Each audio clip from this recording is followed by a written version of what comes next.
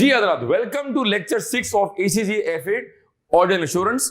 Lecture number 5 में हमने बात खत्म की थी on the concept of internal control, जहां मैंने उसकी बेसिक बताई थी। और आज लेक्चर नंबर 6 में हम वहीं से बात का आगाज कर रहे हैं। पूरी क्लास रिपीट करो। इंटरनल कंट्रोल क्लाइंट पर, ऑडिट लाइन पर, internal controls, controls vary from client to client, from department to department. Sales department के डिफरेंट कंट्रोल्स हैं, ट्रेजरी के डिफरेंट कंट्रोल्स हैं, HR के डिफरेंट कंट्रोल्स हैं, कंपनी के एडमिन डिपार्टमेंट अलग कंट्रोल्स हैं, कंपनी के प्रोक्योरमेंट बोले तो परचेस के अलग कंट्रोल्स हैं। सर ये इंटरनल कंट्रोल्स कौन बनाता है? सर ये इंटरनल कंट्रोल्स जो है मैनेजमेंट बनवाती है। ये कंपनी के इंटरनल कंट्रोल्स कौन बनाता है? अभी हमने IF फंक्शन नहीं पढ़ा, आगे जाकर पढ़ेंगे इंटरनल ऑडिट फंक्शन, तो वहां मजीद बात को एलैबोरेट करूंगा। जब तक कि हम वो कवर नहीं कर लेते, हम ये समझते हैं कि इंटरनल कंट्रोल्स के बनाने की और इंप्लीमेंट करने की जिम्मेदारी किसकी? कहो मैनेजमेंट। ठीक है जी, मैनेजमेंट की जिम्मेदारी हो गई। अब सीमेंस के कंट्रोल्स डिफरेंट है, यूनिलीवर्स के डिफरेंट है, जॉनसन एंड जॉनसन के डिफरेंट है, प्रोक्टर एंड गैम्बल के डिफरेंट है। इसका मतलब है हर कंपनी के इंटरनल कंट्रोल वेरी कर सकते हैं, हर कंपनी के कंट्रोल डिफरेंट हो सकते हैं, और हर कंपनी के कंट्रोल्स कुछ हद तक सेम हो सकते हैं। ठीक है जी, हमारे सिलेबस के लिए ये इतना इंपॉर्टेंट है, इतना इंपॉर्टेंट है, इतना इंपॉर्टेंट है, आपकी सोच है। क्यों? क्योंकि आगे जाके हम एक टॉपिक पढ़ेंगे, नाम है उसका टेस्ट ऑफ कंट्रोल। जब मैं आपको टेस्ट ऑफ कंट्रोल्स पढ़ा रहा हूं, क्या कहा? जब मैं आपको टेस्ट ऑफ कंट्रोल्स पढ़ा रहा हूंगा तो हम ये जितनी बातें इस लेक्चर में आज हम करेंगे अगले 15 मिनटों में, ये सारी बातें दोबारा टेस्ट ऑफ कंट्रोल्स में हम रिपीट कर रहे होंगे और हम मजीद बात कर रहे होंगे। ठीक है जी, let me revise few examples. जब माल गोदाम में आता है, क्या कहा? जब माल गोदाम में आता है तो उसकी इंस्पेक्शन होती है। मैं ये पॉइंट रिपीट करता हूं।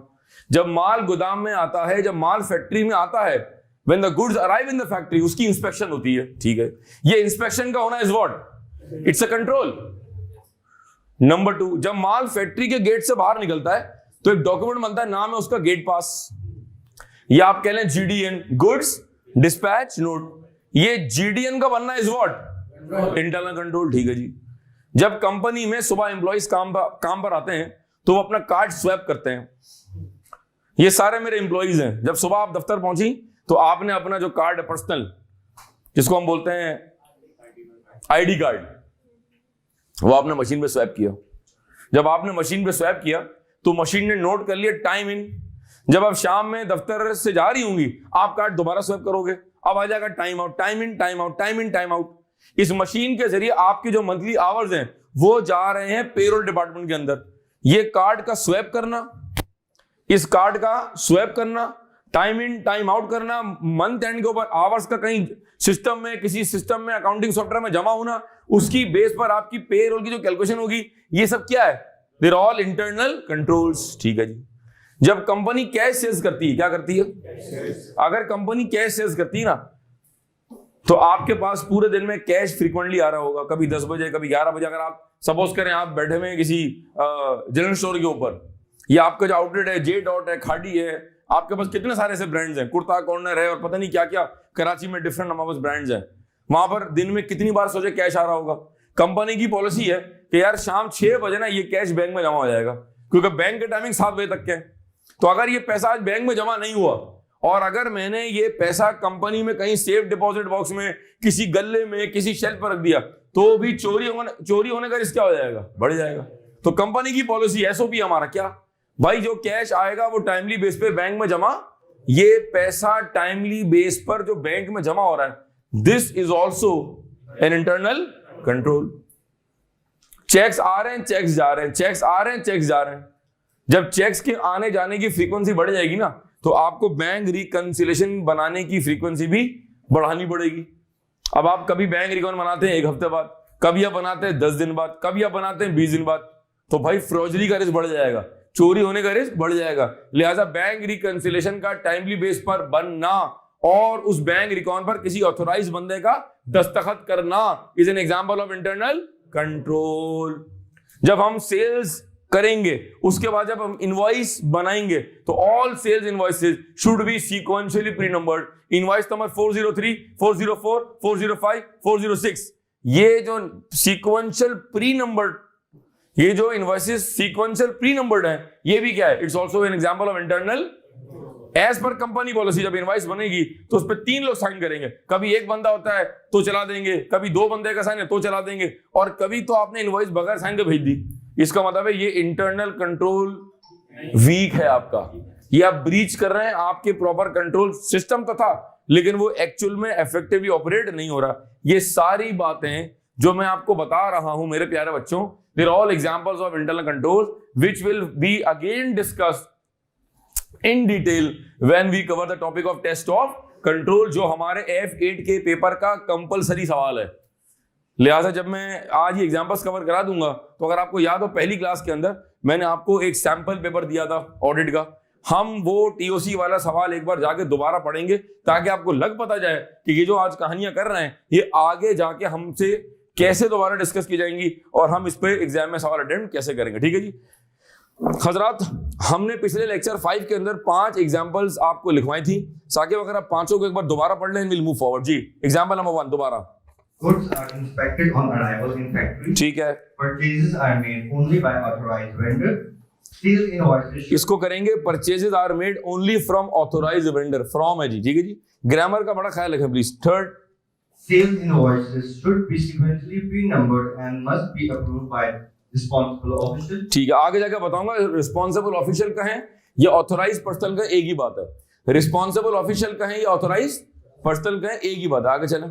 Cash must be timely bank when received. ठीक है। There must be timely reconciliation between physical cash and cash as per general ledger. बिल्कुल ठीक। 5 बातें हो गई, छठी बात लेके शाबाश।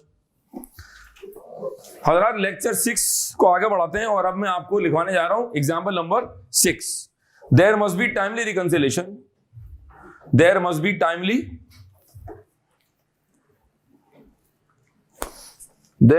timely reconciliation between physical stock and stock as per journal ledger. There must be timely reconciliation between physical stock and stock as per journal ledger. There must be timely reconciliation between physical stock and stock as per journal ledger. There must be timely reconciliation between physical stock and stock as per journal ledger. Next, when goods are dispatched from the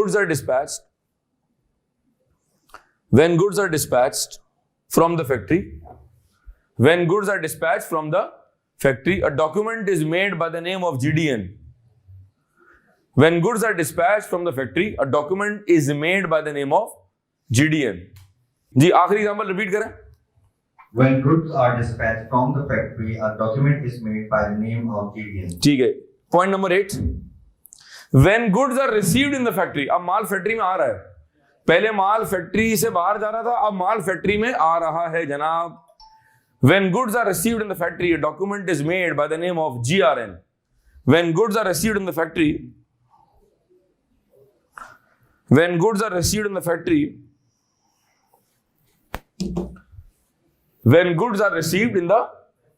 a document is made by the name of GRN.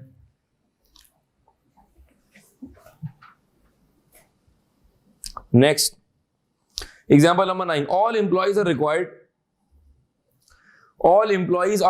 to swipe a card. All employees are required to swipe a card. Card swipe करना बोलते हैं ना। All employees are required to swipe a card when entering the office premises.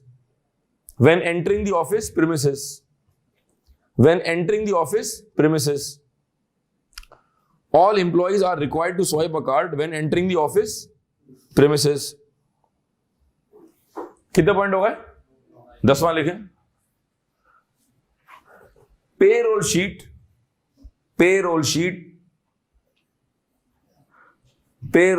is prepared at the end of every month. Payroll sheet is prepared at the end of every month. Payroll sheet is prepared at the end of every month. Payroll sheet is prepared at the end of every month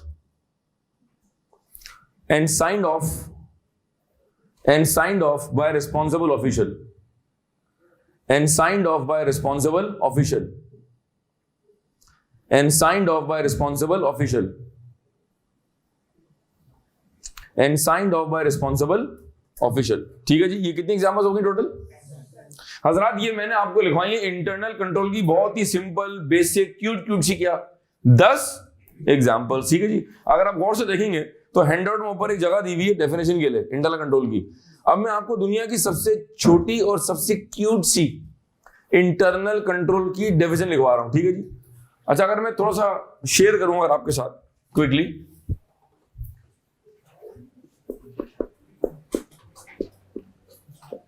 internal control एक word मैंने लिखा। ठीक है, हम इसमें क्या क्या cover करेंगे, हम जब ये टॉपिक पूरा कवर करेंगे तो हम इसमें कितनी बातें, ये हम क्या क्या एरियाज कवर करेंगे मैं सिर्फ बता रहा हूं। ठीक है, एक इसमें हमें पता हो डेफिनेशन। ठीक है, तो एक मैं आज लिखवाऊंगा, बाकी तो बाद में कवर करेंगे, क्योंकि आज हम इंटरनल कंट्रोल का टॉपिक नहीं पढ़ रहे हैं, आज मैं आपको इसका ट्रेलर दिखा रहा हूं, पिक्चर अभी बाकी है मेरे दोस्त। फिर एग्जाम्पल्स जो मैंने आपको आज लिखवाई है ये पढ़ेंगे हम, एग्जाम्पल्स ऑफ इंटरनल कंट्रोल। ठीक है, फिर आएगा इंटरनल कंट्रोल की लिमिटेशंस। यार मैंने घर पे गार्ड तो रखा हुआ फिर भी चोरी हो गई, यार हमने जो है ना वो बड़ा अच्छा सिस्टम बनाया हुआ था फिर भी ब्रीच हो गई, फिर भी किसी ने सिस्टम को एक्सेस कर लिया, ये हो गया लिमिटेशंस। ठीक है जी, limitations of what, limitations of internal control. फिर हम पढ़ेंगे इंटरनल कंट्रोल के ऑब्जेक्टिव्स। यूनिलेवर्स खाड़ी ले लें, जे डॉट ले लें, बाटा ले लें, हेस्कॉल ले लें, शेल ले लें, पीएसओ ले लें, मीजान बैंक, जितने ब्रांड्स आप गिन सकते हैं आप ले लें, जितनों का नाम आप ले सकते हैं ले लें।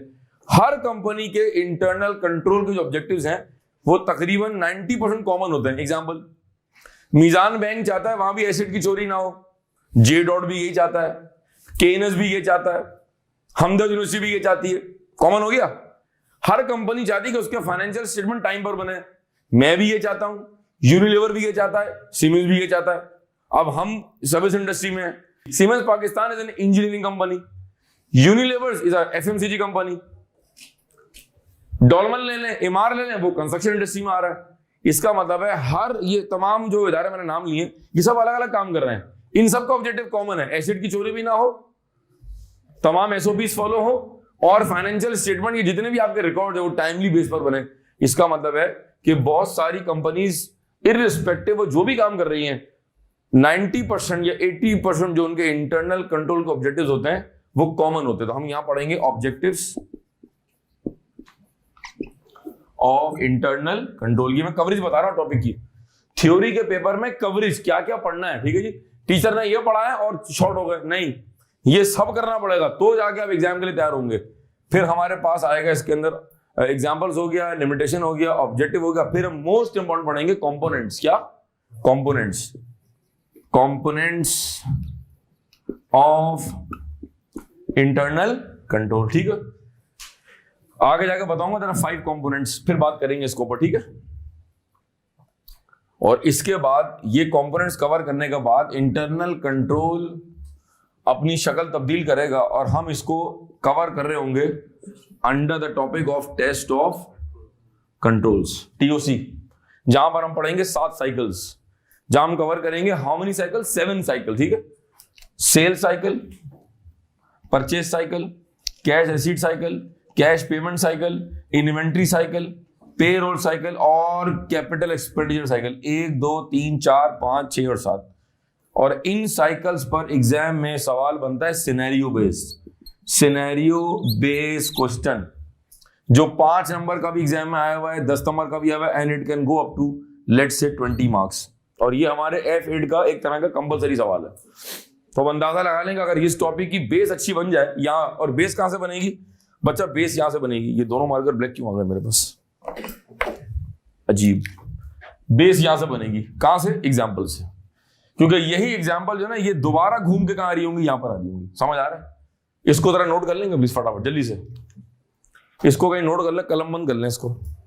हजरत हैंडआउट के पेज नंबर 11 पे आप देखेंगे तो हेडिंग डली हुई इंटरनल कंट्रोल, जिसके बाद आ रहा है general examples of internal control. हमने जनरल एग्जांपल्स तो कवर कर लिए, ठीक है।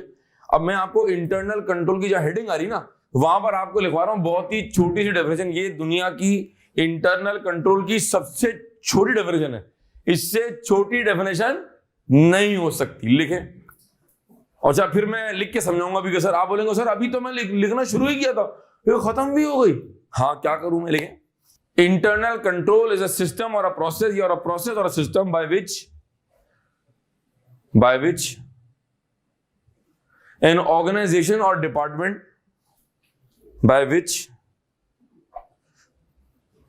an organization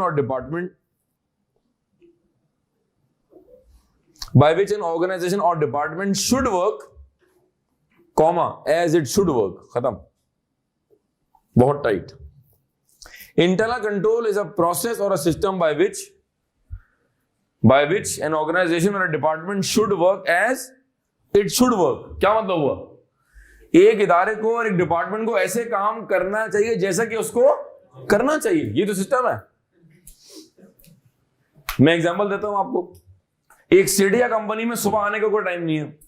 सेठ 12 बजे आ रहा है, एम्प्लॉय 10 बजे आ रहे हैं, कोई 10:30 बजे आ रहा है। अच्छा, ये हमने विटनेस की आर्टिकलशिप में अपनी ईवाई के अंदर कि यार क्या कल्चर है ये, 10:30 बजे लोग आ रहे हैं। अच्छा, आगे काम शुरू नहीं हो रहा है, मुलाकातें, और भाई कैसे, खैरियत से, वलीमे में आए हो क्या किसी के, क्या मुलाकातें कर रहे हो? अच्छा, फिर चाय आएगी। अब चाय भी एक इवेंट है, चाय वाला ट्रे लेके घूम रहा है, हर बंदा चाय पी रहा है और घर में खैरियत दरियाफ्त कर रहा है। फिर अखबार निकला, अब आप अखबार पढ़ रहे हैं। भाई मतलब इतवार का दिन है, आप ससुराल आए हुए अपने, क्या हो क्या रहा है ये? काम शुरू हो रहा 12 बजे, अभी तो काम शुरू किया था कि 12:45 बजे लंच और जोहर का टाइम हो गया। अब आप ऐसे वजू कर रहे हैं, ये आपका आखिरी वजू है, लग रहा है तकरीबन गुस्ल ही कर लिया आपने, और नमाज भी आज खत्म ही नहीं हो रही। घर में तो 2 ठोंगे मारता है, या नमाज ही खत्म नहीं हो रही, अल्लाह माफ करे। अब आप नमाज से फारिग हुए 1:30 पौने 2, अब आप खापा कर रहे हैं। अब आप दफ्तर दोबारा आए 3 बजे। मुझे बताएं, सुबह से लेके 3 तक आपने काम क्या किया? कुछ भी नहीं किया। ये बता रहा हूं, ये हमारी कौम का मसला है। फिर हम काम शुरू करते हैं 3-4 बजे के बाद, दोपहर की चाय पीने के बाद, क्योंकि आपने 3 तो बिरयानी ठोस लिया आपने, अल्लाह माफ करे। We don't know what to eat as a nation, we don't know what to eat and when to eat. अब आप लेट शेडिंग कर रहे हैं। अब आप दफ्तर बैठे हुए रात के 8 बजे, 9 बजे, 10 बजे, फिर आप सुबह, फिर आप घर पहुंचने, फिर आप खाना खा रहे रात की 11:30 बजे। आप जरा ये चेक तो करें, क्या हेल्दी लाइफस्टाइल है आपका? अब मैं आपको लेके चलता हूं मल्टीनेशनल कंपनी के अंदर। मल्टीनेशनल कंपनी के अंदर ये जहां सिस्टम है, वहां 8:30 और 9 o'clock the card is swept. If you are on time, perfect. If you are not on time, ये जो आपने घंटे लेट आप आए ना, ये आपकी सैलरी कट जाएगी। और शाम में जाने का भी कार्ड आपका टाइमिंग है, 6 बजे आपने कार्ड स्वैप करना है। अगर आप लेट सेटिंग कर रहे हैं तो बात कुछ और है। खाने का भी टाइम है, 1 से 2 लंच और नमाज ब्रेक है। अगर आप 2 के बाद आएंगे तो भी एचआर वाले बुला लेंगे, भाई ये क्या कर रहे हैं आप। इसका मतलब है दोनों, अगर मैं कंट्रास्ट करूं, एक में कोई निजाम नहीं था और एक में प्रॉपर निजाम था। अब ये निजाम कहां होता है? जहां क्वालिफाइड लोग हों, जहां मैनेजमेंट पढ़ी लिखी हो, जहां सीईओ क्वालिफाइड हो, या एमबीए हो, या चार्टर अकाउंटेंट हो, या और उसने एजुकेशन ली हुई है, या सीएफओ पढ़ा लिखा हो, क्वालिफाइड हो, नीचे आपके लोग अच्छे काम कर रहे हो, तो आप इदारा चलाते हैं। इसका मतलब है, अगर आज मैं इस किसी भी इदारे में से और किसी भी डिपार्टमेंट से अगर मैं ये एसओपी उठा लूं, अगर आज मैं एसओपी उठा लूं तो क्या होगा? सारा निजाम दरम भरम हो जाएगा। तो मैंने आपको डेफिनेशन क्या लिखवाई? Internal control is a system or a process by which an organization or department should work as it should work. कुछ समझ आया? ठीक है जी। अच्छा, अब एक और चीज, सर वो सब तो ठीक है, आपने कहा ये हम बाद में पढ़ लेंगे। ये बताएं, हम ये इंटरनल कंट्रोल्स की जानकारी क्यों ले रहे हैं? एक सवाल है मासूमाना, हम ये इंटरनल कंट्रोल्स क्यों समझ रहे हैं? हम तो ऑडिट करने गए, शुरू के 5 लेक्चर, हमारा स्कोप क्या है? Audit of financial. तो फिर हम ये कंट्रोल समझ ही क्यों रहे हैं? मैं बताता हूं आपको। अब बात समझिएगा, मैं एक समरी बना रहा हूं और इससे आपने पिक करना है, फिर तफसीली बात हम यहां कर रहे होंगे, ठीक है? अभी मैं आहिस्ता आहिस्ता आपको ना मेंटली जरा स्ट्रॉन्ग करूंगा ना। जब किसी भी ऑडिट लाइन के, हम ऑडिट किसका कर रहे हैं? ऑडिट लाइन का, ठीक है? एग्जांपल, ईवाई ऑडिट कर रही है लेट से पीएसओ। ईवाई ऑडिट कर रही है किसका? पीएसओ। पीएसओ कौन है हमारा? पीएसओ कौन है हमारा? अच्छा, ऑडिट रिपोर्ट साइन करने का जिम्मेदार कौन होगा? Engagement partner. Balance sheet date क्या है? दिसंबर 31। एग्जांपल ड्रॉ कर रहा हूं, ठीक है? हम जब पीएसओ को ऑडिट करने गए तो हमने ये देखा कि वहां पर इंटरनल कंट्रोल्स बड़े वीक हैं। जब क्लाइंट के इंटरनल कंट्रोल्स वीक होंगे तो हमारा ये रिस्क के फाइनेंशियल स्टेटमेंट में गलतियां होंगी। ये रिस्क बढ़ जाएगा, कम हो जाएगा? बढ़ जाएगा। तो अगर मैं ये कहूं जितने कंट्रोल्स वीक होंगे हमारा ऑडिट रिस्क बढ़ जाएगा। एग्रीड? और जब हमारा ऑडिट रिस्क बढ़ेगा तो हमारा काम कम होगा, ज्यादा हो जाएगा? ज्यादा हो जाएगा। इसका मतलब है हमारा ऑडिट का सैंपल साइज क्या हो जाएगा? ये सैंपल साइज है, समवन स्पेशल नहीं है। सैंपल साइज क्या हो जाएगा? बढ़ जाएगा। और वाइसी वर्सा, अगर मैं कहूं कि क्लाइंट के कंट्रोल स्ट्रांग है, अगर मैं कहूं क्लाइंट के इंटरनल कंट्रोल्स आर स्ट्रांग, इसका मतलब है कि वहां पर निजाम मौजूद है, एसओपी मौजूद है, कागज बनता है, रिकॉन्स बनती हैं, सिग्नेचर होता है, क्वालिफाइड लोग हैं, प्रॉपर डिपार्टमेंट्स बने हुए, ये सेल्स डिपार्टमेंट है, ये एचआर डिपार्टमेंट है, वो परचेज डिपार्टमेंट है, वो फलाना डिपार्टमेंट है, एक निजाम है। आप एक छोटी जनरल स्टोर ले लें और आप इम्तियाज स्टोर ले लें, फर्क लगेगा आपको। अब आप इम्तियाज स्टोर ले लें और दुबई का केयरफुल ले लें, फर्क लगेगा आपको। आप हमारा एयरपोर्ट देख लें, दुबई देख लें, आपको फर्क लगेगा। सर लोग तो वही है ना, आज पीआईए ले लें और एमिरेट्स ले लें, आपको लगेगा फर्क। क्यों? कंट्रोल्स। हमारे भी रोड्स हैं और दुबई के भी रोड्स हैं, लगेगा ना फर्क आपको। दुबई एयरपोर्ट से आप वापस कराची आए तो 2 दिन आपकी हटी रहती है कि हॉर्न क्यों बज रहा है और ये सिग्नल क्यों नहीं काम कर रहा है, क्योंकि आप कहां से आ रहे हैं? आप अचानक से शहर से जंगल में आ गए हैं। हम बेसिकली अगर आप गौर से देखें तो हम एक जंगल में रह रहे हैं ना, कीचड़, मिट्टी, डस्ट, अल्लाह माफ करे, और बहुत कुछ शहर में बहरहाल रिकॉर्डिंग में बोलना नहीं चाह रहा मैं। क्यों है? क्योंकि एसओपी नहीं है, निजाम नहीं है। तो आप जब भी किसी भी इदारे में से, अपने घर में से, अपने रूम में से जब आपको एसओपी उठा देंगे ना, तो सारा निजाम धर्म बरम हो जाएगा। Lot of people have this habit, even I have this habit. When I wake up I always organise my bed. आप कपड़े चेंज कर रहे हैं, आपने एक वहां फेंका, एक आपने वहां फेंका, ठीक है जी। एक जॉगर वहां पड़ा हुआ है, एक जॉगर वहां, ऐसा लग रहा है एयर फ्रेशनर के तौर पे काम कर रहे हैं। अल्लाह माफ करे, अल्लाह माफ करे। यार नहीं, अच्छे बच्चे ऐसे तो नहीं करते। अब ये वालिदैन ने सिखाया होगा आपको कि जब आप घर आके अपने कपड़े चेंज कर रहे हैं, अगर आपने शूज रख रहे हैं, तो आपकी प्रॉपर चीजें ऑर्गेनाइज होंगी ना। It is the way you organise. ये आपके पर्सनल क्या है? Internal controls. Lot of people, mother, I see their nails like hell. How can you eat with dirty nail? I don't understand this. ये आपका personal SOP है, ठीक है। बहरहाल वेरी करता है। बहरहाल वो बचपन में पढ़ते थे गुड बॉय, तो ये सारे जो फीचर है ना, बाल कटे हुए हो, शेप बनी हुई हो, आप अच्छे लग रहे हो, आपने परफ्यूम लगा, आपके नेल्स कटे हुए आपके, you should look good like a gentleman. ये हम पढ़ते थे बचपन में, he is a good boy. तो मैं वही कह रहा हूं कि अगर मैं इस एग्जांपल को यहां ले आऊं, यहां कंपनी जो है ना वो बैड बॉय है और यहां कंपनी क्या है? गुड बॉय है। जब कंपनी के कंट्रोल स्ट्रांग होंगे तो हमारा रिस्क क्या हो जाएगा? कम हो जाएगा। तो हमारा सैंपल साइज क्या हो जाएगा? कम हो जाएगा। इसका मतलब क्या? What's the catch? What's the catch? The catch is कि जब कंट्रोल्स वीक होंगे तो हमारे प्रोसीजर पर इंपैक्ट पड़ रहा होगा, और जब कंट्रोल स्ट्रांग होंगे तो भी हमारे प्रोसीजर पर इंपैक्ट पड़ रहा होगा। इसका मतलब ये हुआ, रिपीट करो, इसका मतलब ये हुआ, क्या हम ज्यादा काम करें या कम काम करें? सैंपल साइज ज्यादा होगा या कम होगा? इस बात का ताल्लुक इंटरनल कंट्रोल से है। इस बात का ताल्लुक कंट्रोल से है। अगर क्लाइंट पर इंटरनल कंट्रोल्स स्ट्रांग है तो हमारा ओवरऑल रिस्क कम हो जाएगा।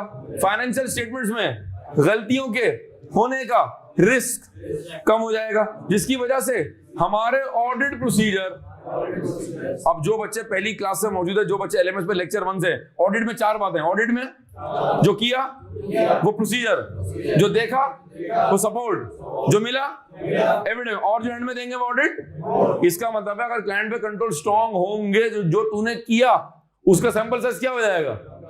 And vice versa. ऐसा ही है। इसका मतलब है कंट्रोल्स जो कि ऑडिट क्लाइंट पर मौजूद हैं, वहां ऑपरेट हो रहे हैं, उनका ताल्लुक तुम्हारे सैंपल साइज से है, बोले तो तुम्हारे प्रोसीजर से है। इसका मतलब है क्या हम काम ज्यादा करें या काम कम करें, इसके लिए हमें क्लाइंट के इंटरनल कंट्रोल्स की अंडरस्टैंडिंग भी लेनी पड़ेगी और ये जानकारी भी लेनी पड़ेगी कि क्या वो इफेक्टिवली ऑपरेट हो रहे हैं या नहीं हो रहे। हजरात, ये हमने डिस्कशन मुकम्मल किया of internal controls. Further discussion to be done जब हम स्टार्ट करेंगे topic of test of control. जरा इसको नोट करें and will move forward.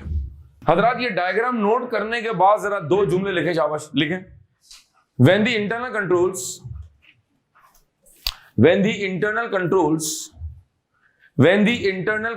of the audit line are strong, when the internal controls of the audit line are strong, when the internal controls of the audit line are strong, then audit risk will be low. Then audit risk will be low. Then audit risk will be low. which will result in less audit procedures. अब इसको लिखने के कई तरीके हैं. which will result in less audit procedures, which will result in less audit procedures, which will result in less audit procedures, or the sample size will reduce, or the sample size will reduce, or the sample size will reduce, or the sample size will reduce. ठीक हो गया. अच्छा, अब इसका opposite खुद से लिख सकते हो. ट्राई करो, शाबाश. लिखो, इसका ऑपोजिट लिखो. जब कंट्रोल वीक होंगे तो क्या होगा? शाबाश. जो बच्चे एलएमएस पे देख रहे हैं, आप भी इसका ऑपोजिट खुद से लिखने की कोशिश करें. शाबाश. हजरात, हमने कवर किया कॉन्सेप्ट ऑफ इंटरनल कंट्रोल. इससे पहले हमने क्या क्या पढ़ा? Let's recap. हमने पढ़ा इनहेरिट लिमिटेशंस, फिर हमने पढ़ा प्रोफेशनल जजमेंट, फिर हमने पढ़ा प्रोफेशनल स्केप्टिज्म, और फिर हमने पढ़ा कॉन्सेप्ट ऑफ इंटरनल कंट्रोल, जिसका मैंने आपको बताया कि हमने आगे जाके क्या क्या कवर करना है. हम आगे जाके एग्जांपल्स हमने आज कवर कर लिए 12, फिर दोबारा हम रिकैप करेंगे. लिमिटेशंस कवर करेंगे, ऑब्जेक्टिव कवर करेंगे, कंपोनेंट्स कवर करेंगे, और फिर ये सारी चीजें आगे जाके एक बड़े टॉपिक में मर्ज हो जाएंगी. नाम है उसका जनाब टेस्ट ऑफ कंट्रोल. ठीक है जी. तो अब हम इसको मिटा रहे हैं एंड विल मूव फॉरवर्ड. और हमारा जो नेक्स्ट कॉन्सेप्ट है वो है जनाब ट्रू एंड फेयर व्यू. तो अगर आप किसी हैंडआउट को अगर गो थ्रू करें तो आपको किसी पेज पर नजर आएगा concept of true and fair view. जी हजरत, आगे बढ़ते हैं. और हमारा नेक्स्ट कॉन्सेप्ट जो है वो हमारे पास है concept of true and fair view. कहो true and fair view. External auditor audit report में शेयर होल्डर्स को ये कह रहा है हमने ऑडिट किया, हमने प्रोसीजर किए, हमने एविडेंस लिया, and the accounts are giving a true and fair view. यार मैं इस बच्चे को जानता हूं भाई, ये बच्चा बहुत अच्छा है, ये ऐसी बात है. यार मैं इनको जानता हूं, ये बहुत ही अच्छी स्टूडेंट है. ओ भाई, ये तो मेरी खाला का लड़का है, ये तो बहुत ही अच्छा बच्चा है. ये मैं आपके बारे में एक ओपिनियन दे रहा हूं. मैंने आपसे पहली क्लास में क्या कहा, अगर मिसाल के तौर पे मैं किसी स्टूडेंट को जानता हूं, इत्तफाक के सारे फेसेस नए हैं सिवाय एक आध दो के जिनको कभी कैंपस में एफडी में देखा होगा, सारे चेहरे नए हैं. अगर मिसाल दे दूंगा यार मैं इसको पहले से जानता हूं and he is a bright student, जो कि होंगे ये. अब मैं पूरी क्लास करूं यार ये बच्चा बहुत ही अच्छा है भाई, और आप जिसने कोई क्लास मिस की है तो यार वो इस बच्चे से राब्ता कर ले. अचानक से तुझे कोई नहीं जानता था, अब तेरी तो निकल पड़ी. अचानक से मैंने पूरी क्लास में आपको डिफरेंशिएट कर दिया और मैंने आपकी जो क्रेडिबिलिटी वो क्या कर दी, मैंने बढ़ा दी है. सर साजिद एक बच्चे को फेसबुक पर टैग करके कह रहा है ये मेरा शाइनिंग स्टार है, उसकी तो निकल पड़ी ना. उसको थोड़ा सा मैंने क्या कर दिया, ओवर वैल्यू कर दिया. मैंने बोला यार गुड यार, इसकी तारीफ कर रहा है मेरी. इसका मतलब है अचानक से आपकी जो क्रेडिबिलिटी है, ये जो आपकी शान है, उसमें इजाफा हो गया. ऐसा ही कुछ, बस एग्जैक्टली ऐसा ही कुछ हो रहा है जब मैं फाइनेंशियल स्टेटमेंट्स के ऊपर शेयर होल्डर से ये कह रहा हूं कि accounts are giving a true and fair view. अब ये ट्रू क्या है और ये फेयर क्या है? सर क्या ये वो वाला फेयर है? जी नहीं. और ना ये वो वाला फेयर है कि all is fair in love and war, ना ये लव है ना ये वॉर. हम तो पढ़ाई कर रहे हैं, ठीक है. तो बात शुरू कैसे करेंगे? साकिब भाई आपके वॉलेट में कितने पैसे हैं इस वक्त? हजरत जवाब नहीं है. इसका मतलब है या तो ये किसी और की पैंट पहन के आते हैं या ये वॉलेट इनका है नहीं. ठीक है जी. भारत मुख्तलिफ सवाल यहाँ जन्म ले रहे हैं. आपके बटवे में कितने पैसे हैं? कह रहे जीरो, मैं तो उधार पे चल रहा हूँ, बैंक ओवरड्राफ्ट है इनका. ठीक है जी. भाई आपकी जेब में कितने पैसे हैं? अच्छा आप तो नाराज हैं जी. आपकी जेब में कितने पैसे हैं? 1000-1500. बड़ी पार्टी है भाई, फेज 8 में रहता है ये हमारे मेहमान है जिनकी पहली क्लास है जी. आपके वॉलेट में कितने पैसे हैं? यही 1000-1500. सर आपकी जेब में कितने? बेटा मैं तो खानदानी कंगला हूं, मैं तो मेरे पास तो मैं और ये बराबर है. मेरा नहीं कुछ भी नहीं है बेटा, मैं तो बगैर पैसों के हूं. ड्राइवर नहीं उतार दिया, 2 कप चाय ऊपर से आ गई, दोपहर में सैंडविच आ जाएगा. यार मैं बहुत ही सस्ता हूं भाई, मुझे घर ले जाओ. Easy to maintain. ठीक है जी. जरा बटवा निकालें जी अपना शापा जी. हमने लॉजिक समझानी ट्रू एंड फेयर व्यू. तो इसके लिए हमने इससे पूछा कि इसकी जेब में कितने पैसे हैं. इसने कहा मेरी जेब में 1000-1500 में. बात सारी है कि भाई मैं क्यों झूठ बोलूं, सच बात है कि मुझे नया सेलफोन चाहिए तो बस मैं पैसे जमा कर रहा हूं. तो ये पैसे जमा करने का भाई एक तरीका. ठीक है जी, जरा आप पकड़िएगा. ठीक है, हमें एक सपोर्ट भी चाहिए. ऑडिट हो रहा है भाई जान, ऑडिट हो रहा है. ओडे ला पार्टी बड़ी है भाई. और ये खुले भाई तू रख लेना. ठीक है. 500, 1000, 15, 2 और 2.5. इसने कितने का? 1000-1500. 2500, 2600, 2700, 2750। कबाब जिसमें मटर नहीं 3000 का आता है, नहीं पैसे पूरा नहीं बढ़ रहे, साकिब से लेने पड़ेगा। 1000, 15, 2, 2.5, 600, 700, 750। इसने मुझसे कहा मेरी जेब में 1000-1500 हैं, जबकि इसकी जेब में से हजरात आपके सामने कैमरे की रिकॉर्डिंग चल रही है, ये पैसे निकले। क्या इसने मुझसे सच बोला झूठ बोला? इसने मुझसे झूठ बोला। इसका मतलब है जो व्यू, रिपीट करो, जो व्यू इसने मुझे दिया वो ट्रू नहीं था, जो बता रहा था वो सच नहीं है। ये मैंने आपको समझाया कॉन्सेप्ट, गिन ले बेटा। ये हमने आपको कॉन्सेप्ट दिया किसका? ट्रू एंड फेयर का। मैंने ठीक ट्रू समझाया भी आपको। ट्रू कुछ और है और फेयर कुछ और, गिन भी रहा है, ठीक है, भरोसा ही नहीं है। ट्रू कुछ और है और फेयर कुछ और है। ये मैंने क्या समझाया अभी? ट्रू, रिपीट करो, कहो ट्रू व्यू। एक कंपनी ये कह रही है हमारे पास 4 गाड़ियां हैं, एसिड में 4 चीजें हैं।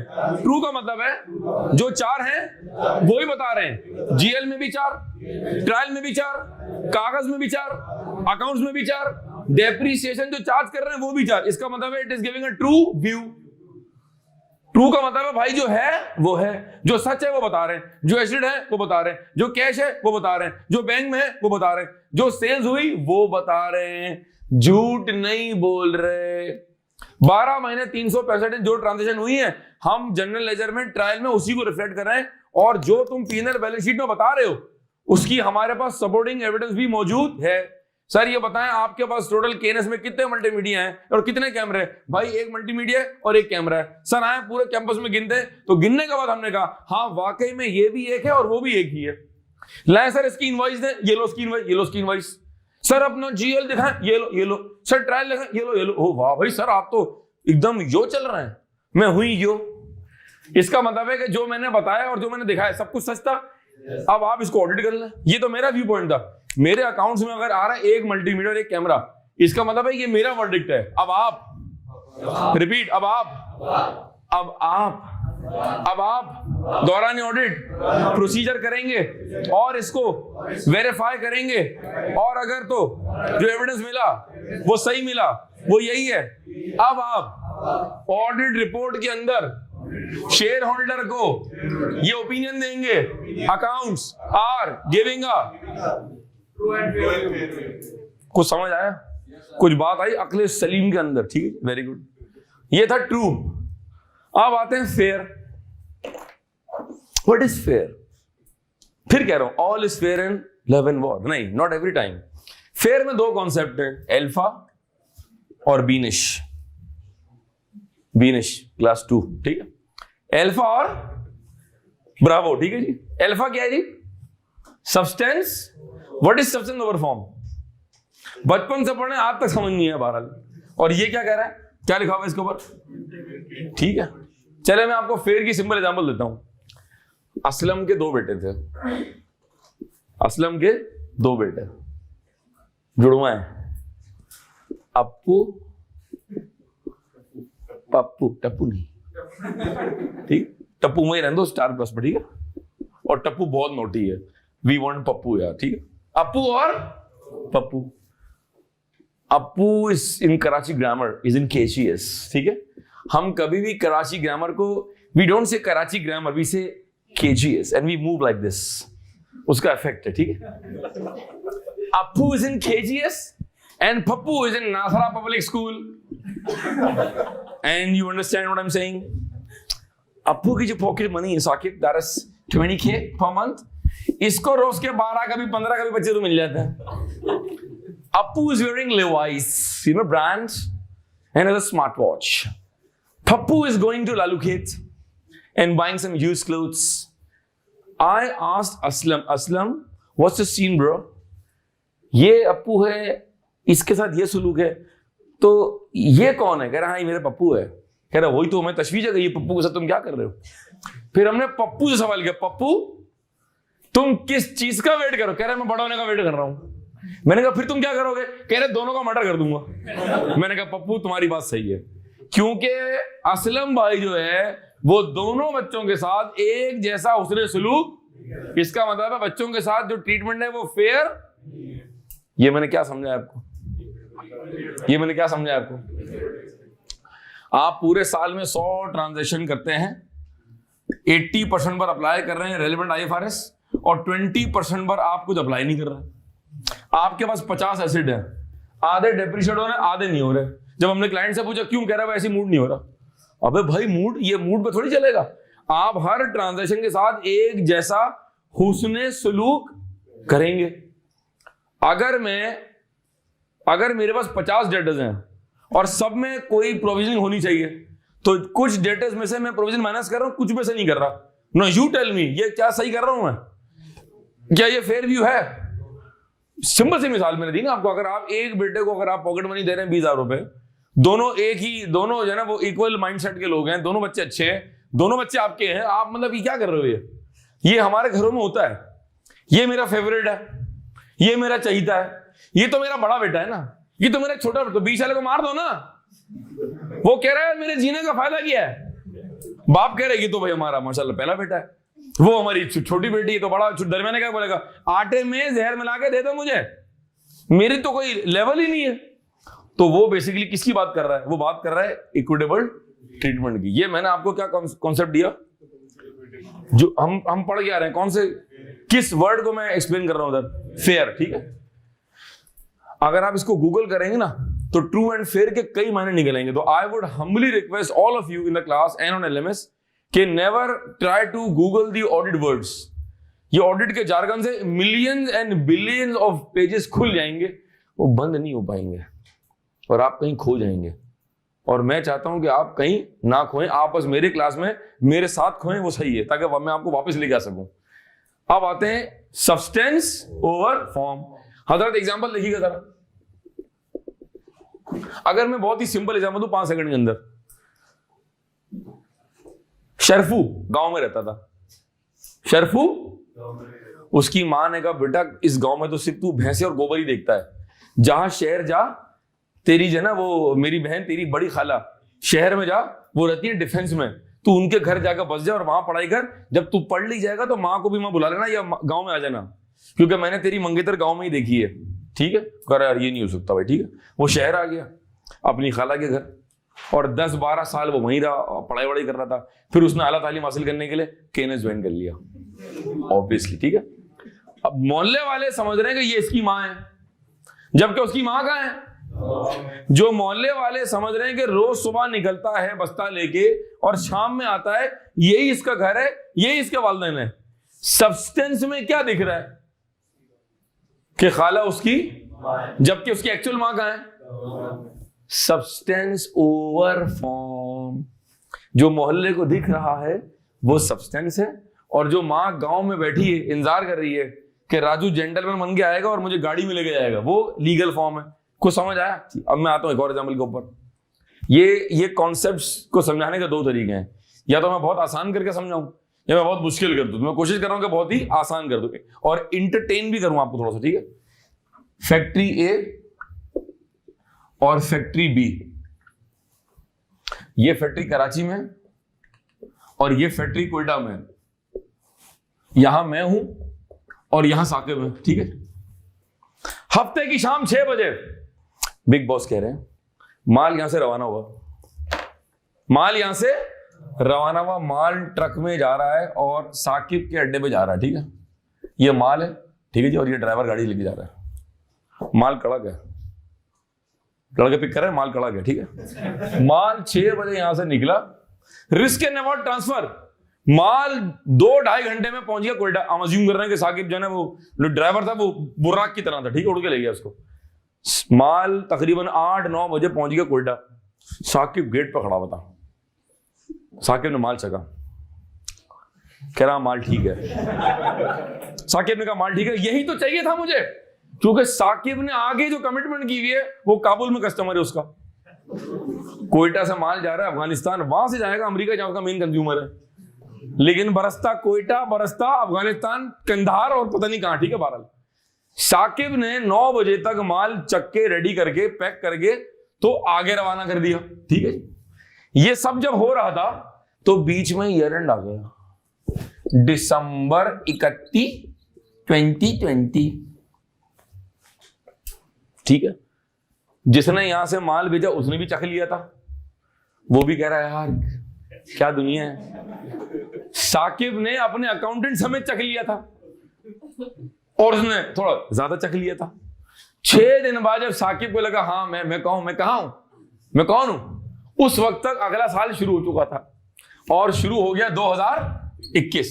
जब साकिब को होश आया और इसके अकाउंटेंट का हैंगआउट खत्म हुआ, फिर उसने एंट्री पास की, परचेज डेबिट और पेबल क्रेडिट। और जब इनका हैंगआउट खत्म हुआ तो इन्होंने भी इनवॉइस की, account receivable debit, sales credit. मेरा सवाल है मासूमाना, मैं एक मासूम आदमी हूं, मुझे बताएं ये माल आपने मैंने बेचा कब है, आपको किस तारीख को गया है? इसका मतलब है क्या मैंने एज पर IFRS 15 अपना कॉन्ट्रेक्चुअल ऑब्लिगेशन पूरा कर दिया है? क्या मैंने रिस्क एंड रिवॉर्ड ट्रांसफर कर दी है? इसका मतलब है क्या इसकी अकाउंटिंग 2020 में होगी, 21 में होगी? मुझे बताएं मैंने इनवॉइस कब बनाई है? मैंने इनवॉइस बनाई है जनवरी की 8 तारीख को, जब मेरा हैंगआउट थोड़ा से बेहतर हो गया। ठीक है, when I felt like normal, ठीक है, उससे पहले तो I was in skies in heavens। ठीक है जी, मुझे बताएं कि इनवॉइस कब बनी है? अब मुझे बताएं कि अगर हम दोनों पार्टियों की बात करें, अगर दोनों पार्टियों ने जनवरी की 8 या 9 को अगर सेल परचेज रिकॉर्ड कर दी, इसका मतलब है 2020 की सेल क्या हो गई और 21 की क्या हो गई? ओवरस्टेट, क्योंकि एक्चुअल में माल बिका कब है? मुझे बताएं सब्सटेंस में माल कब बिका है? एक्सक्यूज मी, ये बताएं माल सब्सटेंस में कब बिका है? 20 में बिका है ना। और इनवॉइस कब हुई है? सब्सटेंस की बेस पे चलूंगा, लीगल फॉर्म की बेस पे चलूंगा? सब्सटेंस ओवर फॉर्म का कॉन्सेप्ट ये कहता है कि 12 महीने 365 दिन, जब सब्सटेंस में कुछ और था और लीगल फॉर्म में कुछ और था, जब the accounting will be done as per substance. इसका मतलब है कि आप इनवॉइस का वेट नहीं करेंगे। अगर आपने गुड डिस्पैच नोट बना दिया है और भाई आपने माल चक के GRN बना दिया है, तो आपको दोनों पार्टीज को 2020 के दिसंबर 31 के दिन आपको ये एंट्री सिस्टम में पार करनी पड़ेगी।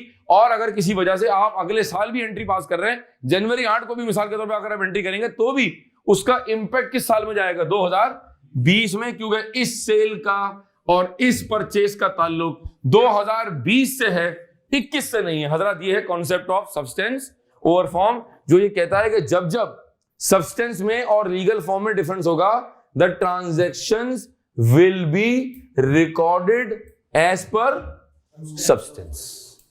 कुछ समझ आया? ये एग्जांपल नोट कर सकते हैं अपने, बस नोट करें, शाबाश। ये ऐसे नहीं समझाऊंगा तो दिमाग में घुसेगा नहीं आपके। जो बच्चे LMS पे देख रहे हैं, बच्चा आप भी नोट करें।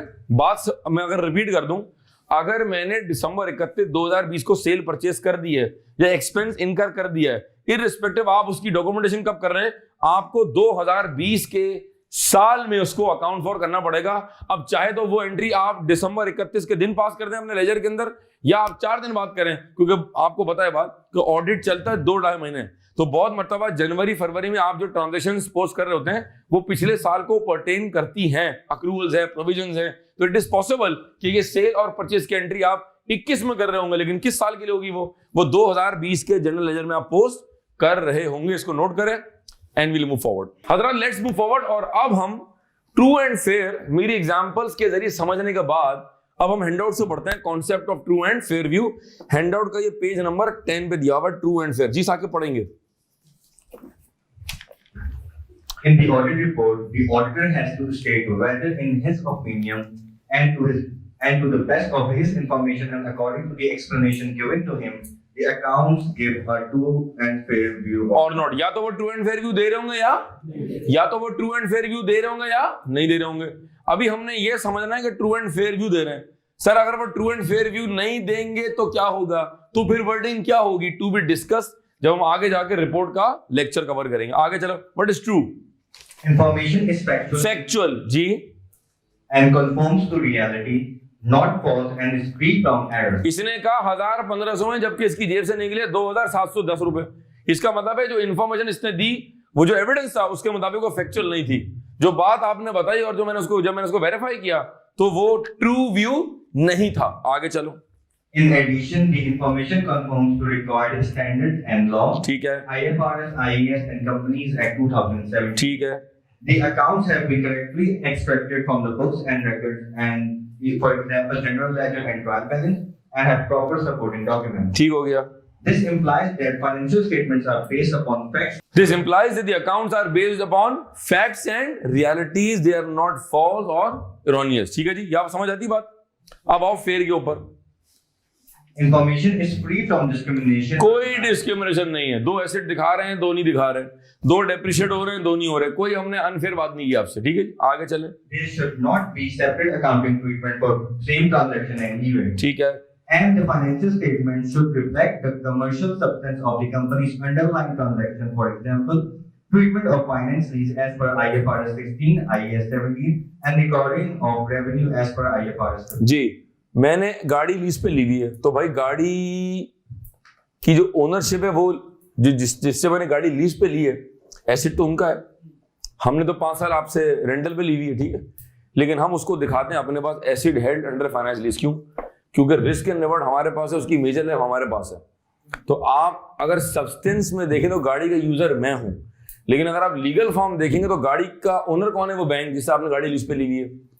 तो हम जो एज पर पुराना IAS 17 और नया IFRS 16 जो हम एसेट को अपनी बुक्स में दिखाते हैं, this is the best example of substance over form. ठीक है, अभी कुछ देर पहले मैंने जुमला कहा कि हमारे पास 4 एसिड हैं, आप 2 दिखा रहे हैं, 2 नहीं दिखा रहे। तो मैं क्लियर कर दूं, अगर 4 एसिड है और 2 दिखा रहा हूं और 2 मैंने बुक से गायब कर दिए तो ये ट्रू में आएगा। ठीक है, 2 एसिड हैं लेकिन 2 अलग अलग तरह से आप रिकॉर्ड कर रहे हैं, दोनों पर डेप्रिसिएशन अलग तरह से रिकॉर्ड कर रहे हैं आप, जबकि होनी सेम चाहिए। एक को यूजफुल लाइफ आपने 8 साल कर दिए, एक को आपने 15 कर दिए, ये फेयर नहीं है। तो मैंने कहा क्लैरिफाई कर दूं, ट्रू का मतलब है भाई जो है वो है, और फेयर का मतलब है कि आप उसके साथ जो ट्रीटमेंट कर रहे हैं, जो ट्रांजैक्शन के अंदर आप हुस्न सलूक कर रहे हैं, क्या वो इक्विटेबल है या नहीं है। ठीक है जी, ये हमने कवर किया। आगे चलें जी। फिर आपके पास एक डब्बा बना हुआ है, उसमें लिखा हुआ एग्जाम्पल दिया हुआ है। ये जो एग्जाम्पल का डब्बा बना हुआ है, ये जो मैंने एग्जाम्पल दी है ना अपनी और साकिब भाई की, जो माल जा रहा है वहां पर, और एक सेल्स का हुई, परचेस का हुई, जो मैंने तफरी एग्जाम्पल दी आपको, वो एग्जाम्पल आप घर जाकर इस डब्बे में ड्रॉ कर लेंगे। ठीक है जी, ये जगह इसलिए दी हुई है कि एग्जाम्पल को आप यहाँ नोट कर ले, ताकि जब आप घर में रिवाइज करें तो आपके पास एक ही 100 कभी यहां से देख रहे हैं, वहां से देख रहे हैं, जितना ऑर्गेनाइज कर लेंगे आपको उतना आसानी हो जाएगी। अच्छा, अगर नेक्स्ट पेज पे आएंगे तो 2 सवाल दिए हैं, क्वेश्चन 1, क्वेश्चन 2, जरा लिखें क्वेश्चन 1 शाबाश फटाफट।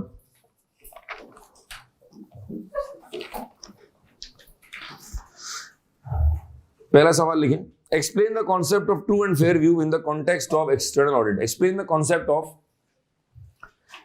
Concept of true and fair view, explain the concept of true and fair view in the context of explain the concept of true and fair view in the context of external audit.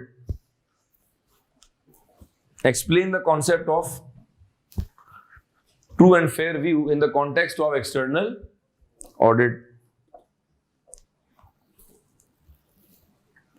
इसी सवाल को पूछने का एक और तरीका हो सकता है। देखिए question number 2, inverted commas open करें, इन्वर्टेड कॉमास ओपन करें, इन्वर्टेड कॉमास ओपन, लिखें इन आवर ओपिनियन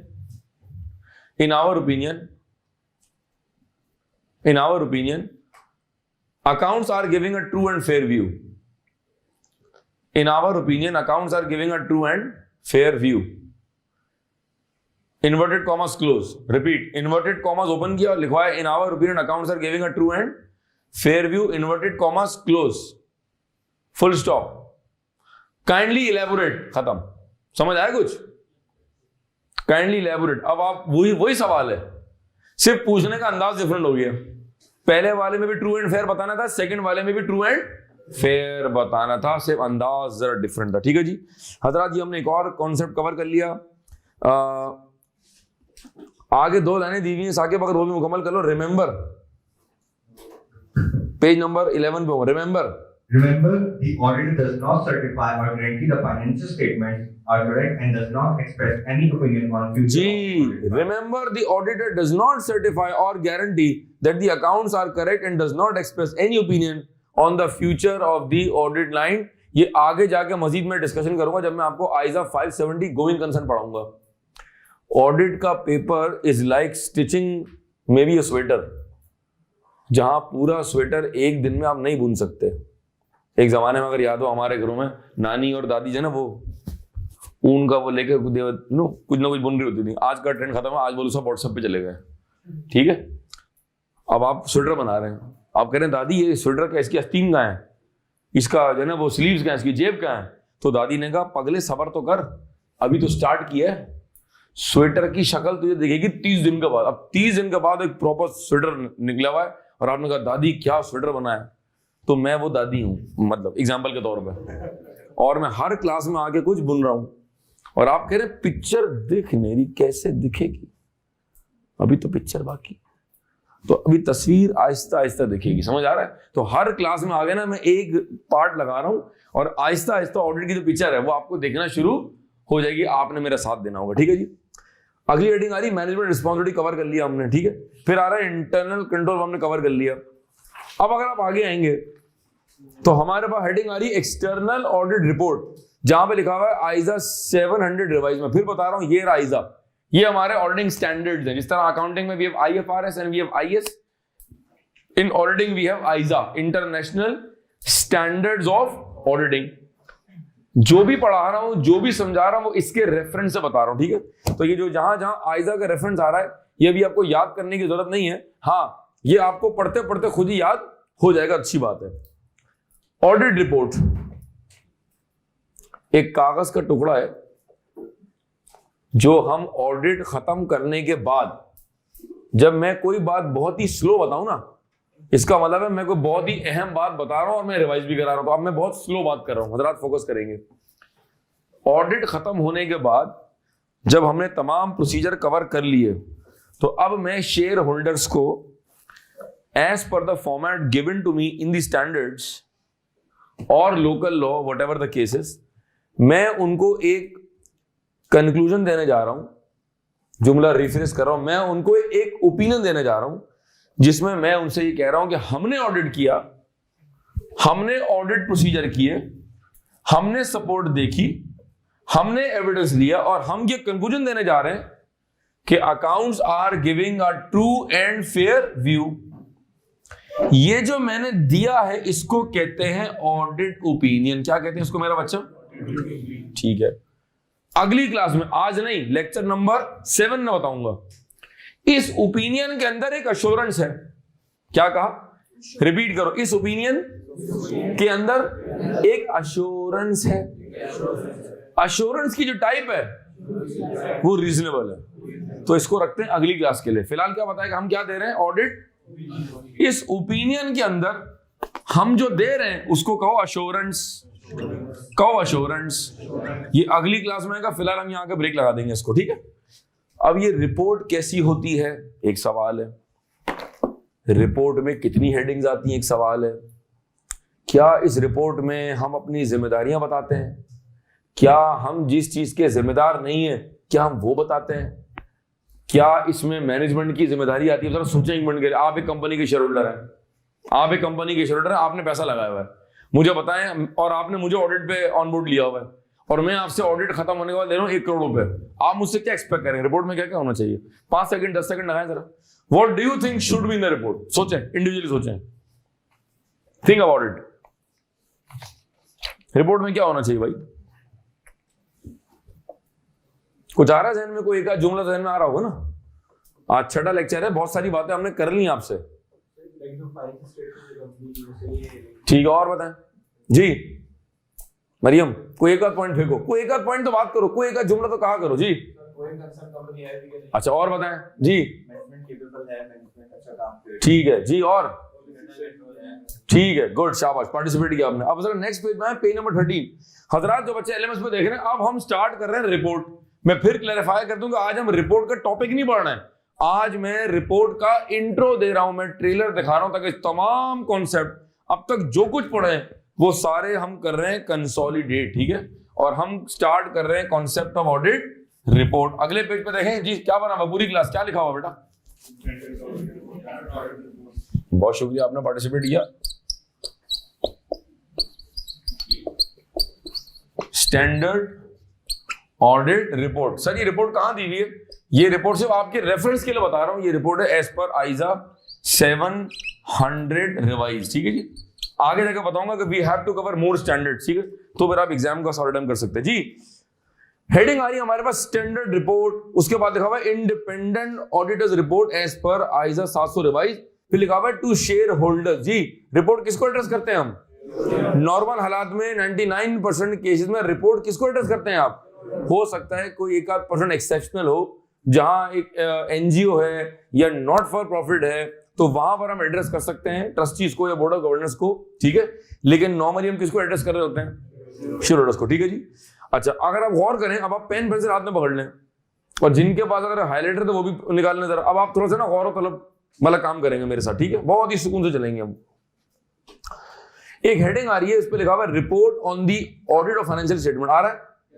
ये समझो कि एक हेडिंग है, मेन हेडिंग है, इसको हाईलाइट कर लें या इसको सर्कल कर लें, कुछ भी कर लें इसको, या नंबर 1 डाल लें इसको, ठीक है, शाबाश। अब अगर गौर से देखो, इसके अंदर मजीद हेडिंग्स आ रही हैं। इसमें हेडिंग आ रही है ओपिनियन, साथ दो मेरा, कहो हाँ आ रही है। इसमें 2 पैराग्राफ हैं, एक पहला पैराग्राफ है और एक सेकंड पैराग्राफ है, ठीक है। साकिब भाई आप पहला पैराग्राफ पढ़ें, मैं बीच में इंटरप्ट नहीं करूंगा, एक फ्लो में चलते हैं। Start. We have audited the financial statements of ABC company, which comprise the statement of financial position as at December 31st, 2011, and the statement of comprehensive income, statement of changes in equity, and statement of cash flow for the year then ended, and the notes to the financial statement, including a summary of a significant accounting policies. ठीक है, क्या समझ आया? बता रहे हैं कि company audit जिसका किया उसका नाम क्या, और हमने किस बैलेंस शीट डेट पर ऑडिट किया है, और हमने किन किन चीजों को ऑडिट किया है। तो मैंने क्या बताया था लेक्चर 1 में कि we are expressing an opinion on the accounts taken as a whole, ठीक है। साकिब सेकंड पैरा पढ़।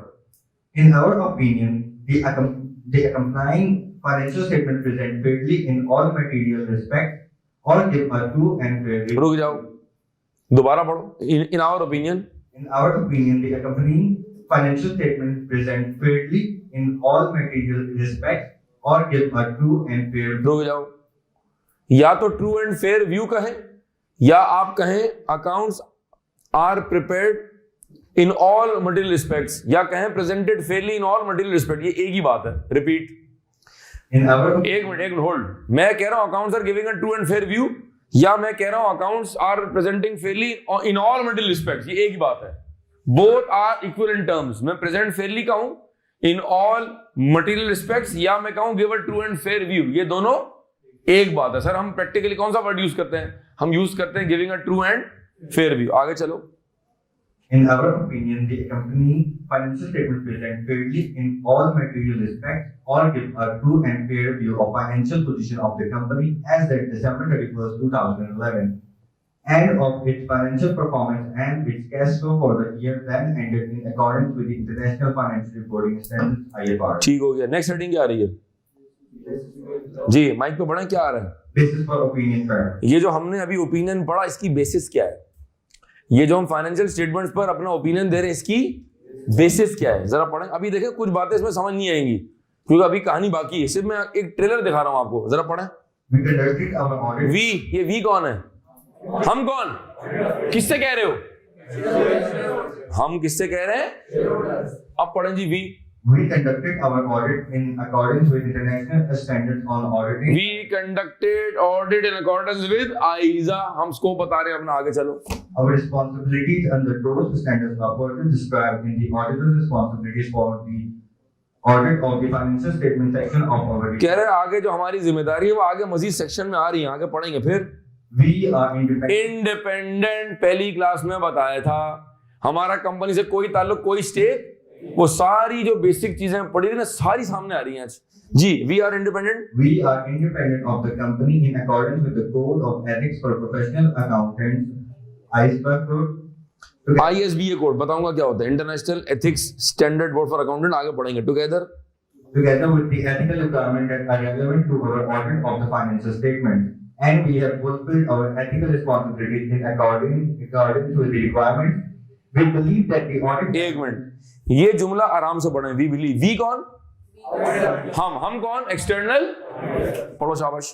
We believe that the audit evidence we have obtained is sufficient and appropriate to provide a basis for our opinion. हाँ, we believe कि हमने जो evidence लिया है वो सफिशिएंट भी है और वो अप्रोप्रिएट भी है।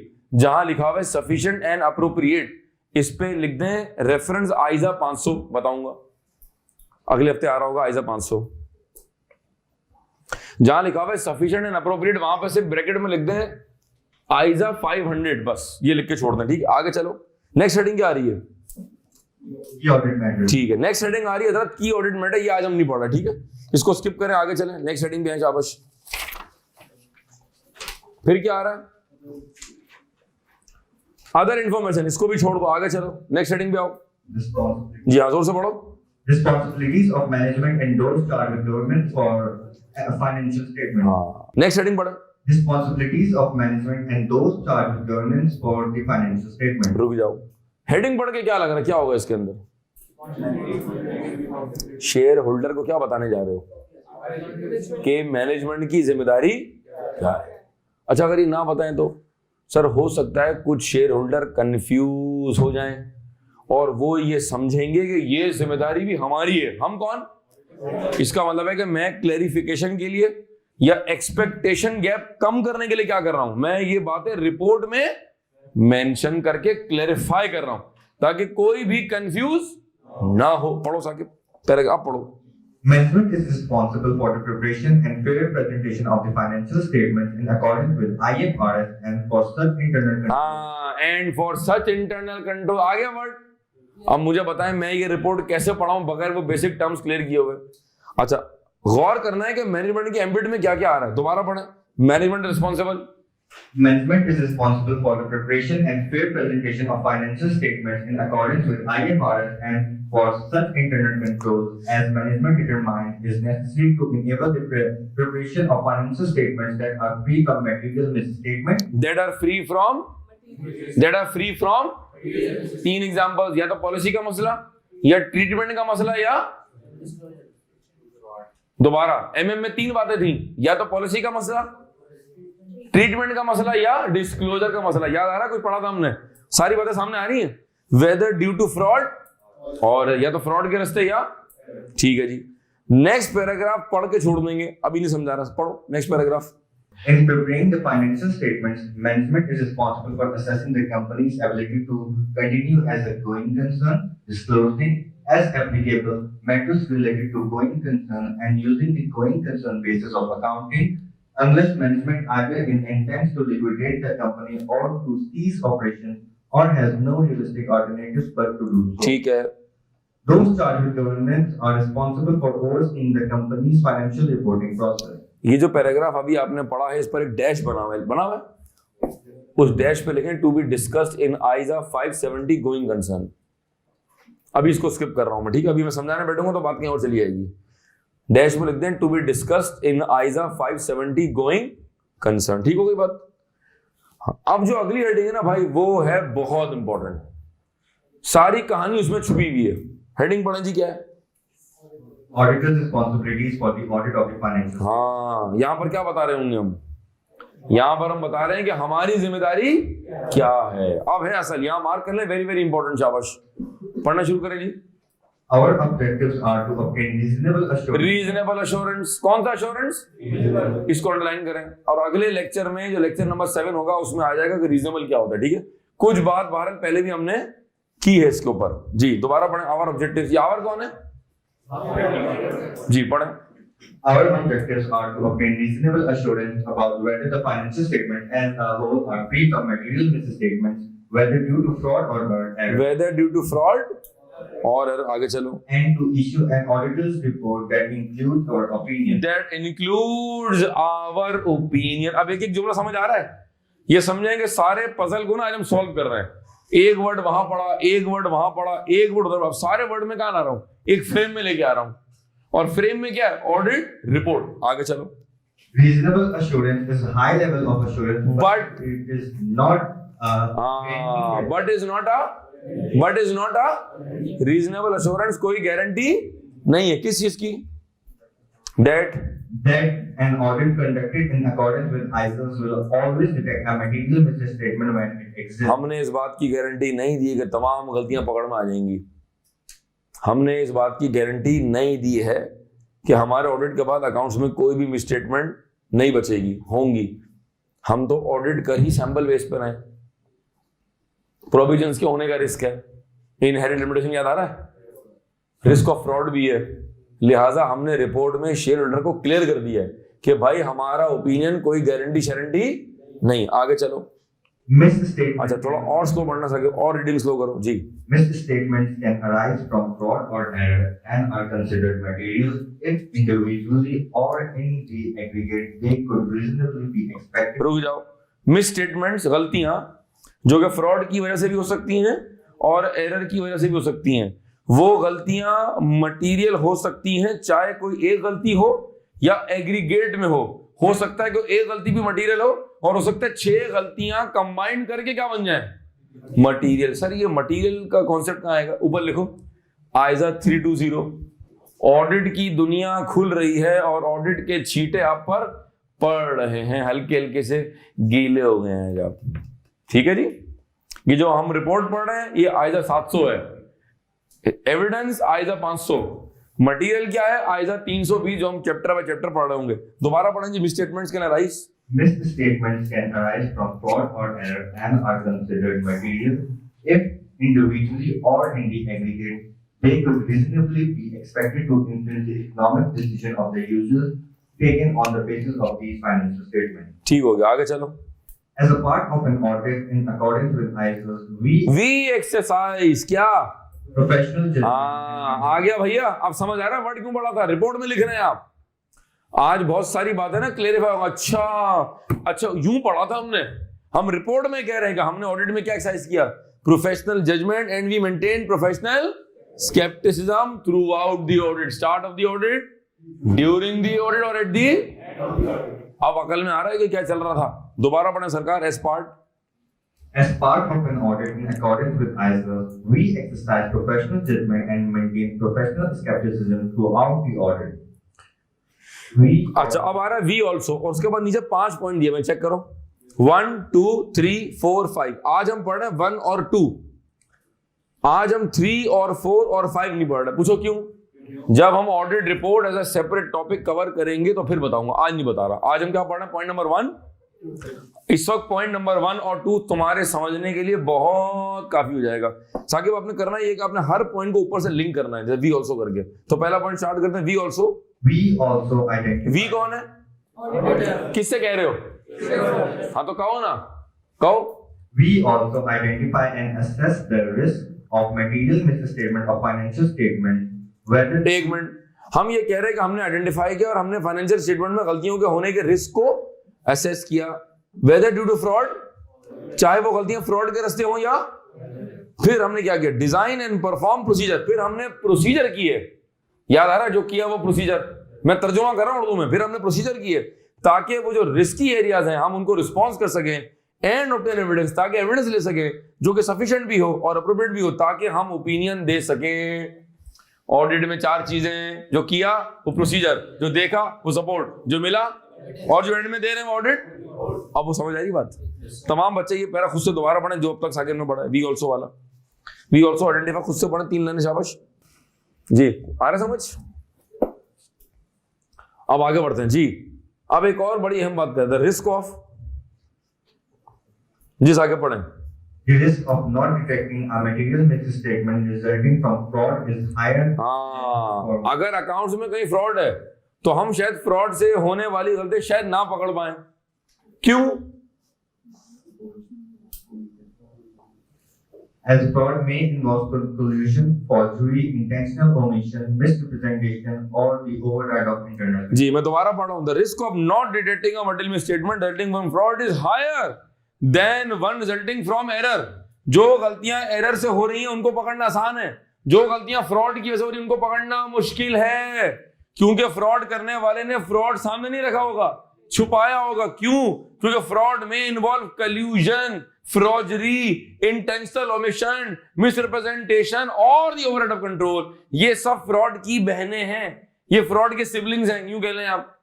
ये सारे फ्रॉड की बिरादरी है। कल्यूजन, मिसरिप्रेजेंटेशन, इंटेंशनल ओमिशन, फ्रॉजरी या ओवरराइड करना जानबूझ के। ये आगे डिस्कस करेंगे, लिख दो आइजा 240। समझ आ रहा है? ऑडिट खुल रहा है आहिस्ता आहिस्ता। ऑडिट का क्या करते हैं, पन्ने पन्ने बोलते हैं, पन्ने खुल रहे हैं, ठीक है जी। बात अब ये पूरा पैरा आपने फ्लो में पढ़ना है, ठीक है। आगे चले। Number 2, we also obtain an understanding of internal control। आगे इंटरनल कंट्रोल। सर आज ही कवर किया है इंटरनल कंट्रोल, क्या कह रहा है जरा मुझे पूरी क्लास ये बताइए, हेडिंग कौन सी चल रही है? हेडिंग कौन सी है पूरी क्लास जो आप कहें, क्या कौन सी हेडिंग है? ऑडिटर्स। इसमें हम शेयर होल्डर को क्या बता रहे हैं कि हमारी जिम्मेदारियां, ताकि वो ये ना समझे कि अच्छा ये आपकी जिम्मेदारी में शामिल है, जबकि वो चीज हमारी जिम्मेदारी का पार्ट। तो एक तरह से मैं क्लैरिफिकेशन दे रहा हूं, एक तरह से मैं जो कम्युनिकेशन या एक्सपेक्टेशन गैप है वो क्या कर रहा हूं। आप ये समझे थे कि ये होगा, जबकि मैं ये समझा आप तो ये करेंगे। ये आप कुछ समझ रहे हैं और मैं कुछ समझ रहा हूं, ये क्या है? इसको कहते हैं एक्सपेक्टेशन गैप, ठीक है। ये क्या पढ़ रहे हैं, ये कौन सा कागज पढ़ने की हम पढ़ने जा रहे हैं? ऑडिट। ये वो 2.5-3 पेज है जो हम एंड में साइन करके किसको दे रहे हैं? शेयर होल्डर्स को। ये बात भी हमने पढ़ी थी। ये रिपोर्ट किसको एड्रेस कर रहे हैं आप? रिपोर्ट साइन कौन कर रहा है? एंगेजमेंट, जिसके लिए पूरी टीम आपने भेजी थी वहां पर, जो हम भूत याद आ रहा है हमको, जॉब इंचार्ज और सेमी सीनियर और सुपरवाइजर और जूनियर, याद आ रहा है? तो सारा कहानी वो चल रही है। ये कहानी का अंजाम है। ये कहानी का क्या पढ़ रहा है? अंजाम पढ़ रहा है। अंजाम क्या है? Report which is signed by the engagement partner. तो हम इस लेक्चर 6 में आज रिपोर्ट को एक ही लफ्ज को गौर से पढ़ रहे हैं। इंट्रो दे रहा हूं, तफसील बाकी है, ठीक है जी। We also obtain an understanding of internal control relevant to the audit in order to design audit procedures that are appropriate in the circumstances, but not for the purpose of expressing an opinion। हमने internal control पर कोई opinion, हम internal control की understanding ले रहे हैं।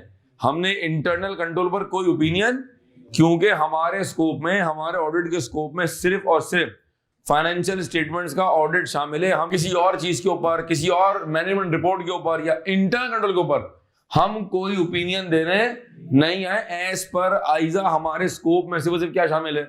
We only express an opinion on the financial. लेकिन अभी कुछ देर पहले आज ही बताया था कि काम ज्यादा करें या काम कम करें, सैंपल साइज को असेस करने के लिए, सैंपल साइज को डिटरमिन करने के लिए हमें इंटरनल कंट्रोल की अंडरस्टैंडिंग तो लेनी पड़ेगी। वही तो कह रहे हैं, तो मुश्किल क्या चीज है? दोबारा पढ़े। We also obtain an understanding of internal control relevant to the auditing in order to design audit procedures that are appropriate in the procedure design करने के लिए कंट्रोल की जानकारी जरूरी है, but not for the purpose of expressing an opinion on the effectiveness of the company's internal control। अगर ये जुमला नहीं लिखोगे तो शेयर होल्डर क्या समझेंगे? अच्छा, आपने कंट्रोल की अंडरस्टैंडिंग भी ली है और आपने उस पर ओपिनियन भी दिया, जबकि हमने कोई उस पर ओपिनियन हम कैसे दे सकते हैं? 1.5-2 महीने 2.5 महीने के ऑडिट के आखिर में हम ओपिनियन कैसे दे सकते, जबकि हमने इंटरनल कंट्रोल्स पर कोई काम किया ही नहीं है। वो तो हमने एज पार्ट ऑफ ऑडिट किया जो भी किया है। लिहाजा हमारा जो ओपिनियन है that is restricted only on the accounts. हमने इंटरनल कंट्रोल की अंडरस्टैंडिंग ली है, बट हमने उस पर कोई अलग से ओपिनियन एक्सप्रेस नहीं किया। ये हमने 2 पॉइंट कवर किए। 3 छोड़ दें, 4 छोड़ दें, 5 छोड़ दें। उसके बाद आपके पास 3 पैराग्राफ आ रहे, चेक करो।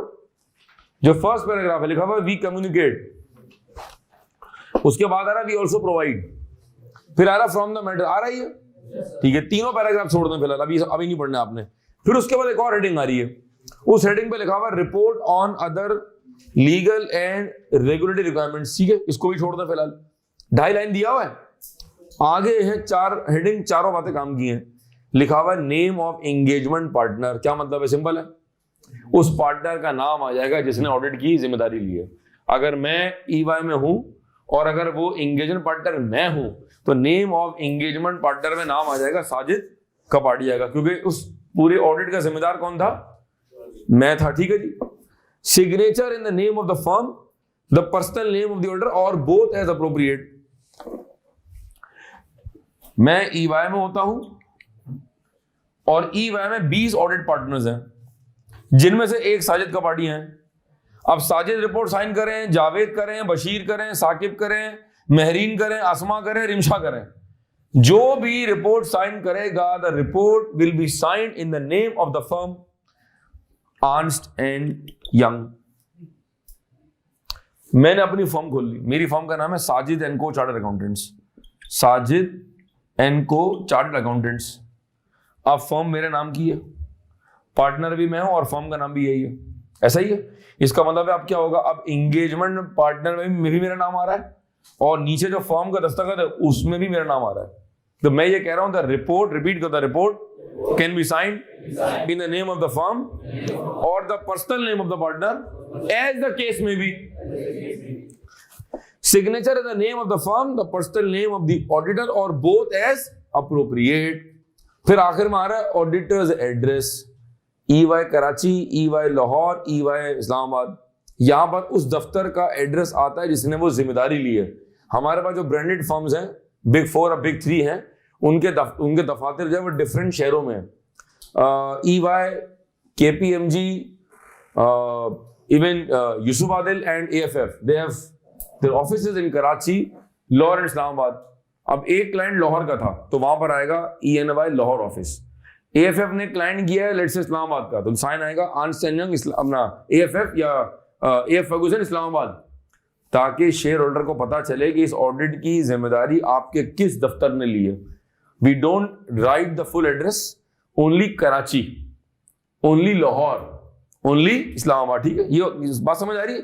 फिर आखिर में क्या आ रहा है, डेट ऑफ, ये कौन सी डेट है, ये कौन सी डेट है, ये वो डेट है जिस दिन ऑडिट पार्टनर ने, एंगेजमेंट पार्टनर ने रिपोर्ट साइन की। अब जरा इस लेक्चर को लिंक करें आप उस ऑडिट साइकिल से, तो बात समझ आनी चाहिए। जिस तरह मैं लेके चला हूं, एक एक पजल का पीस अपनी जगह पे आगे लग रहा है। मैंने कहा सुन लो, आखिरी 2 मिनट पर हम ऑफ करते हैं क्लास, आज का लेक्चर ऑफ करते हैं। ऑडिट स्टार्ट हुआ बैलेंस शीट डेट के बाद, 10 तारीख को ऑडिट टीम गई, ये जॉब इंचार्ज बैठी हुई तुम्हारा सीनियर, ठीक है, और ये 2 सेमी सीनियर और वो जूनियर। एग्जांपल 1 2 3 4 5 बंदों की टीम गई है, ठीक है। अब 3 सेमी सीनियर हैं, 2 हैं, हमारा झगड़ा ये नहीं है।